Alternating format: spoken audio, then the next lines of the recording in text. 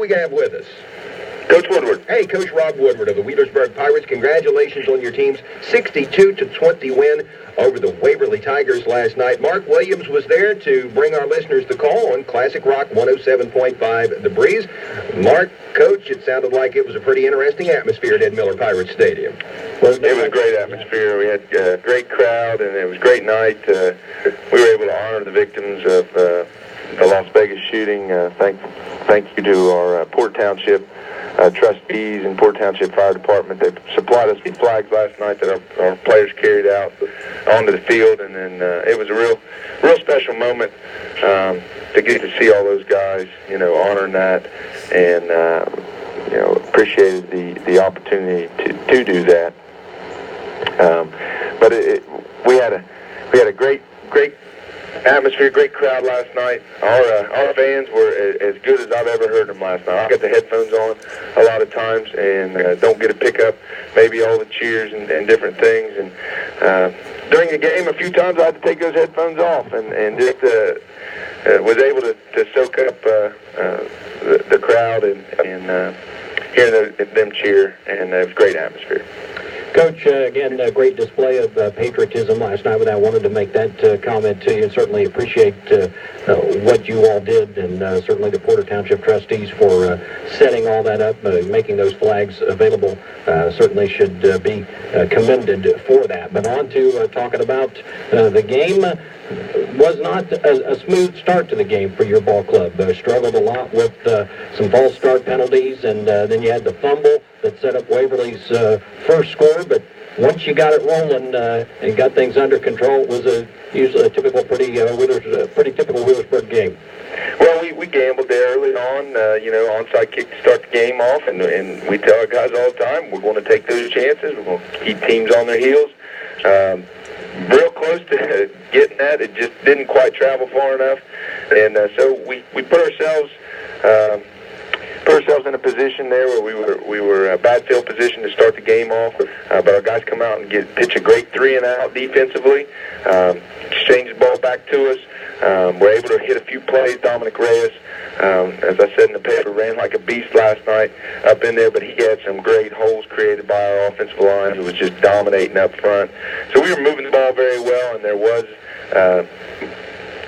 Trent Sires did cough up the football there and give Waverly a great field position, and they're a good football team.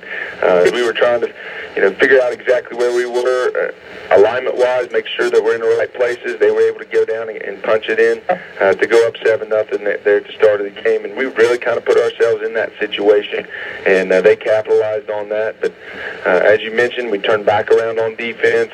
Another stellar performance by our defensive line, our front six. We challenged them this week to make sure they stopped the run.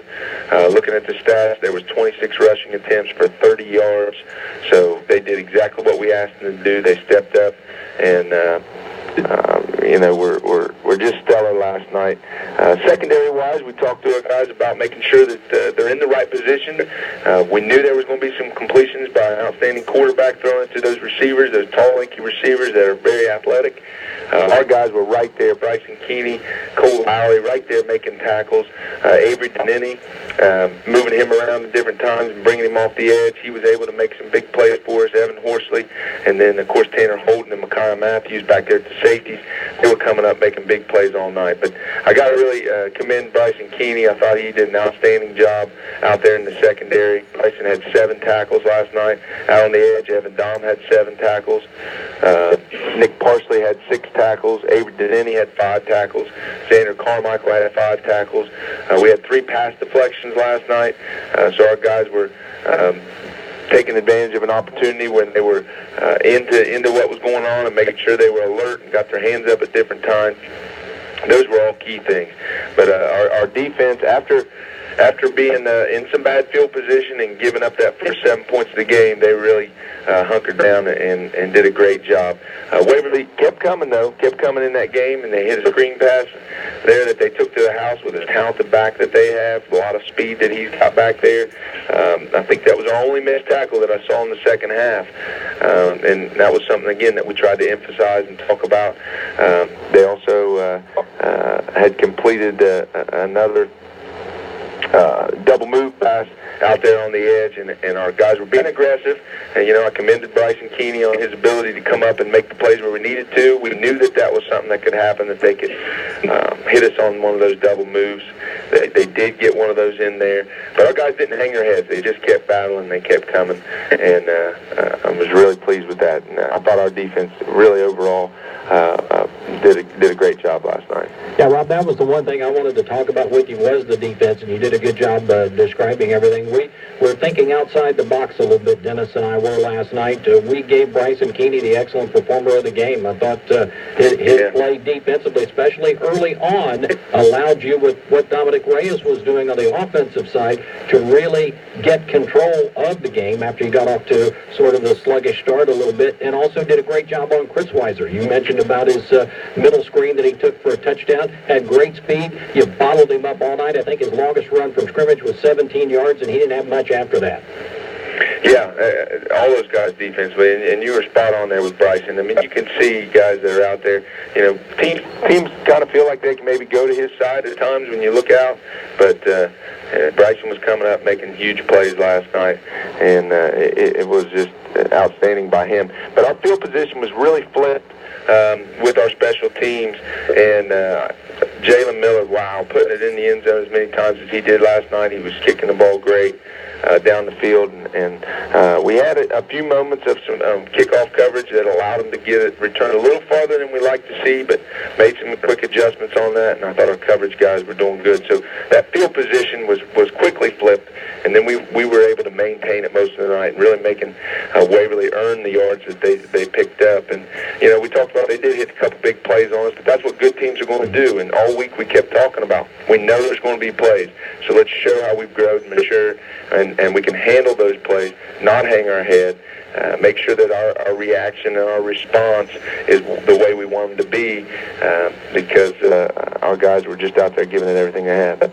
Well, Coach, as I said, we've done teams this year. Dennis Dekamp and I have done all of our games together this year. We always have one quarter every game that is just nuts. It's just wacky. Weird things happen, and the third quarter was it last night. Yeah, it definitely was. I'm not sure. I'm still scratching my head trying to figure out where, at what point, what really was the catalyst for things going wacky like it did. But our guys didn't let it affect them.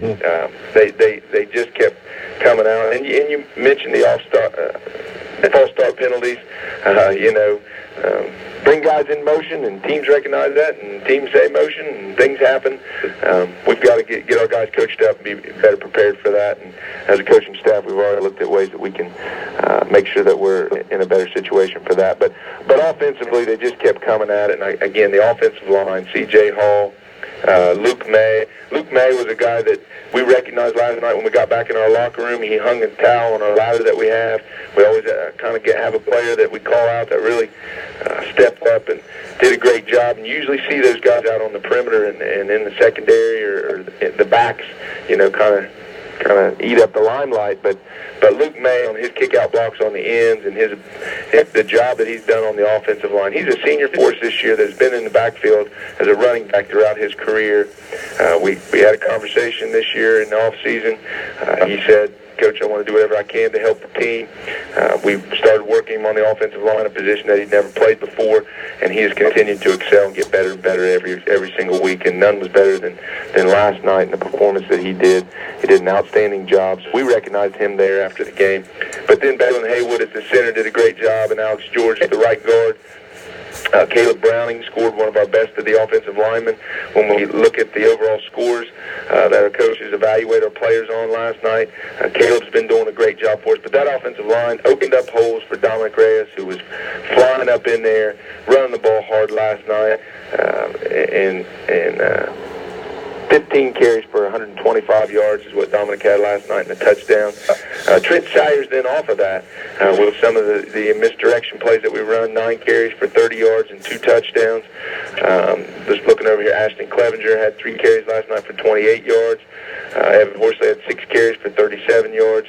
Xander Carmichael had 1 for 10 yards last night and a touchdown.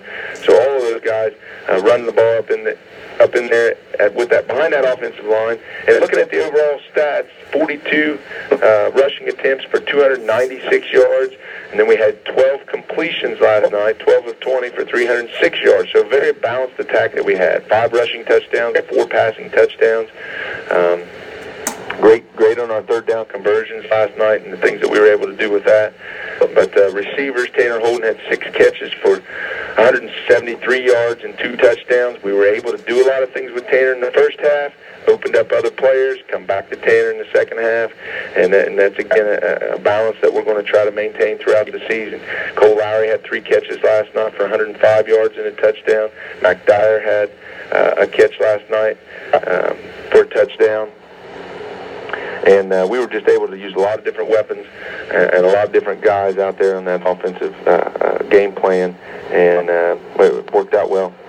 Well, Coach, congratulations on the victory, 7-0 now. Minford next week at Minford, and good luck in that ball game. Thanks for calling in.